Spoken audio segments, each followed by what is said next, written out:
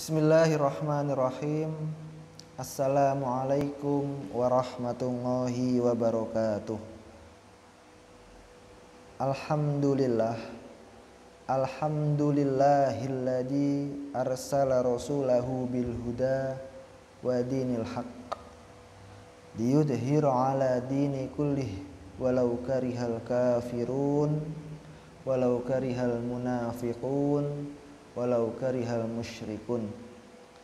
Ashhadu an la ilaha illallah wa ashhadu anna sayyidana wa nabiyyana wa habibana wa syafi'ana wa maulana Muhammad abduhu wa rasuluh la nabiyya ba'dah amma ba'duh. Alhamdulillah, pada malam ini kita bisa bermuajahah kembali dalam pengajian kitab Rahmatul Ummah yang ke-14. Mohon maaf pengambilannya tidak bisa live dikarenakan provider Telkomsel yang sedang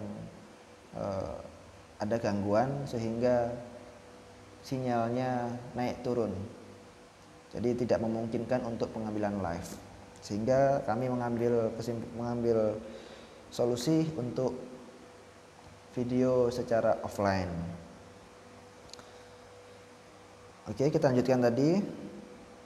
Kemarin kita membahas tentang air yang najis, yang mana ketika ada sumur kemasukan bangkai bagaimana hukumnya. Ketika airnya berubah rasanya bagaimana hukumnya.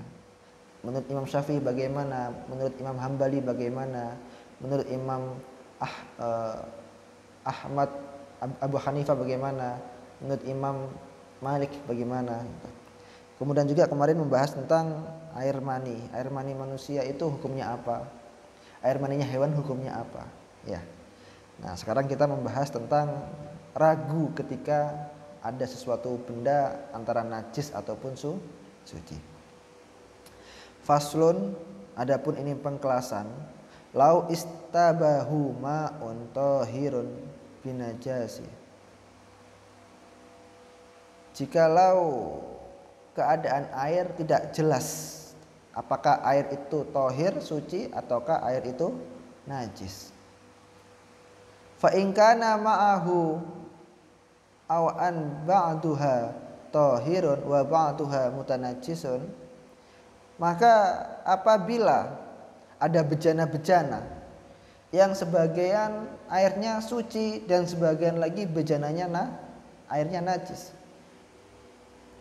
fahal yajtahidu fi dzalik wa yataharri amla, maka apakah kita harus berijtihad gitu. Apakah kita harus berijtihad ataukah kita harus memilih atau tidak dalam air itu. Ijtihadnya dengan cara memilih. Apa kita harus memilih ataukah tidak? Atau meninggalkannya kemudian bertayamum. Nah, dijawab oleh masing-masing madzhab. Qala Syafi'i, menurut Imam Syafi'i berpendapat, yataharri wa yatawaddo bitahhir 'alal aghlabu indahu. Maka pilih itu. Yatahari, pilih, wa yatawaddo bidzahir, dan berwudulah dengan yang tahir, yang suci, ala aghlabu indahu, yang menurut dia suci. Menurut prasangka dia suci, maka berwudulah dengan yang dia prasangkakan itu. Itu, ya.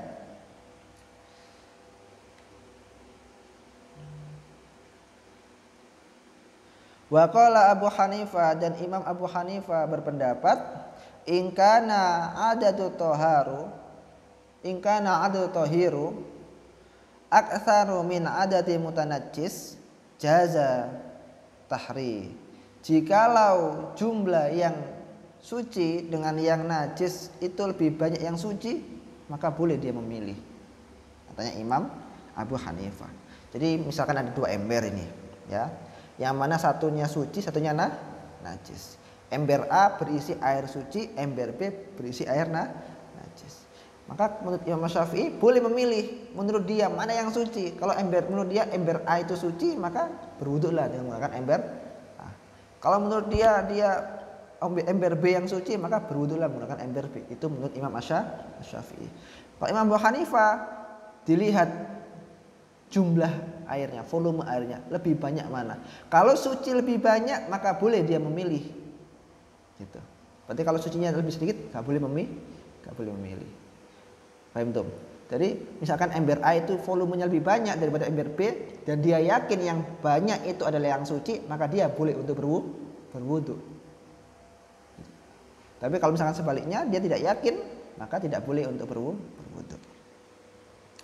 Wa qala Ahmad, dan Imam Ahmad berpendapat la yataharri bal yarikul awani au yahlutuha wa yatayammum. Tidak boleh memilih, tetapi yariku awani au yahlutuha, menuangkan atau mencampurkan air tersebut, kemudian yatayammum, kemudian bertayamum. Jadi air 2 ember A dan B tadi disatukan, kemudian dia bertayamum. Wa ikhtilafu qaulu Malik, dan ini ikhtilaf daripada qaulnya Imam Malik. Fahukiya, maka Imam Malik menghukumi anhu tentang hal tersebut, ada mutahri, tidak boleh memilih mana yang suci. Itu menurut Imam Malik. Udah, nggak boleh memilih mana yang suci. Berarti otomatis dia harus bertayamum karena tidak ada air. Ya. Walau kana ma'ahu saubani najisun wa tahir. Bahkan jikalau dia memiliki 2 baju. Yang satu bajunya suci, satunya bajunya najis, dan dia nggak tahu mana baju yang suci, mana baju yang najis. Keadaannya, ya. Dia ragu mana yang baju yang A, ada baju B, mana yang A yang suci ataukah yang B yang suci. Nah, dia ragu, tidak tahu mana yang suci, mana yang najis. Wa istibaha sholat fi kulli minhuma, maka dia boleh sholat tetapi dengan menggunakan 2 baju tersebut. Baju A dipakai kemudian sholat, dilepas ganti baju B sholat lagi, gitu. Dipakai keduanya. Itu menurut siapa? Inda Malik wa Ahmad, menurut Imam Malik dan juga Imam Ahmad. Jadi dipakai dua-duanya bajunya, dipakai sholat keduanya, dipakai gantian tapi tidak pakai rangkepan, ya. Jadi yang pertama pakai yang baju A dulu, setelah selesai salam, kemudian pakai yang baju B, sholat lagi, ngulangi sholatnya, salam, gitu. Paham tuh? Khilafan li Abi Hanifah, berbeda dengan Imam Abu Hanifah, wa Syafi'i, dan juga pendapatnya Imam Asy-Syafi'i. Fa inna indahuma, maka sesungguhnya menurut mereka berdua pendapatnya adalah annahu yataharri fihuma. Pilih salah satu dari keduanya, mana yang lebih condong menurut dia, mana baju yang lebih suci, baju A atau baju B, pilih, maka pakailah, udah cukup sholat satu kali. Itu menurut Imam Abu Hanifah dan juga Imam Asy-Syafi'i. Babu asbabil hadas, bab sebab hadas. Apa yang menyebabkan hadas itu apa? Kharaja minas sabilaini, keluarnya sesuatu dari 2 lubang. Lubang apa? Lubang depan dan lubang belakang, yang bagian bawah, ya. Wa huwa bulu wal ghaid, kencing dan juga membuang kotoran, membuang hajat. Yang kudul wudu'u bil ijma'i, maka itu bisa membatalkan wudu menurut ijma', kesepakatan para ulama.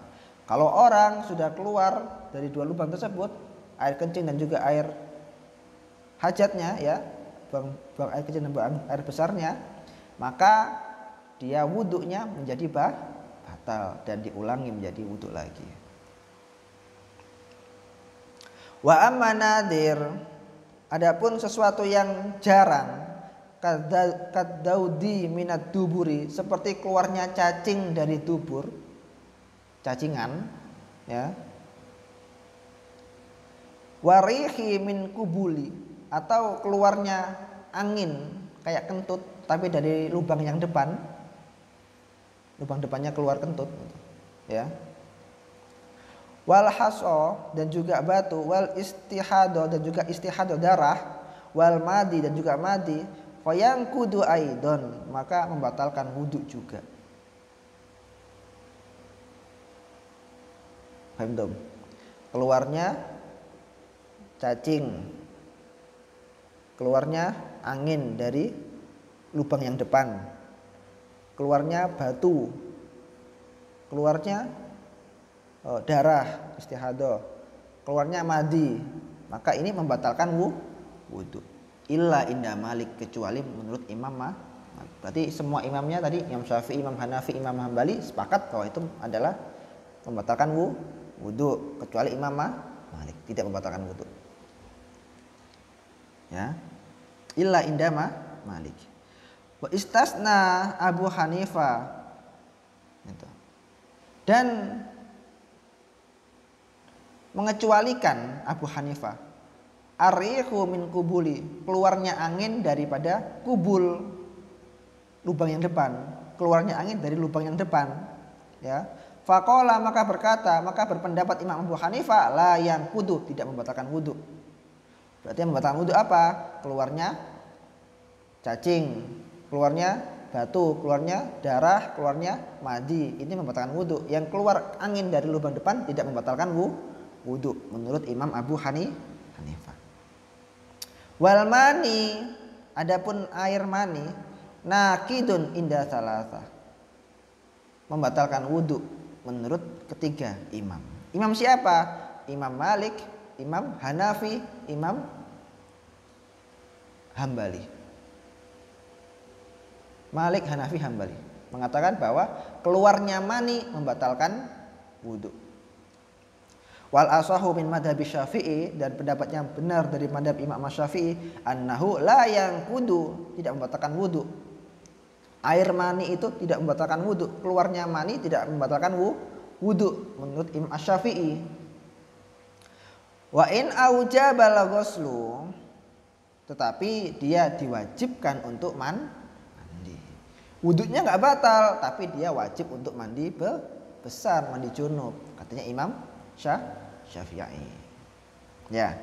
Wa qala Abu Hanifah, dan berpendapat Imam Abu Hanifah, yantaqidu bi kulli dzalika bil mani wa bil mani. Semua itu termasuk keluarnya mani membatalkan wudhu, katanya Imam Abu Hanifah atau Hanafi. Paham tuh? Nah, itu aja dari saya. Syukran ala hitimamikum. Mohon maaf karena tidak bisa live dikarenakan adanya permasalahan tadi. Semoga segera selesai permasalahannya dan bisa live kembali kita. Syukran ala ihtimamikum. Wassalamualaikum warahmatullahi wabarakatuh.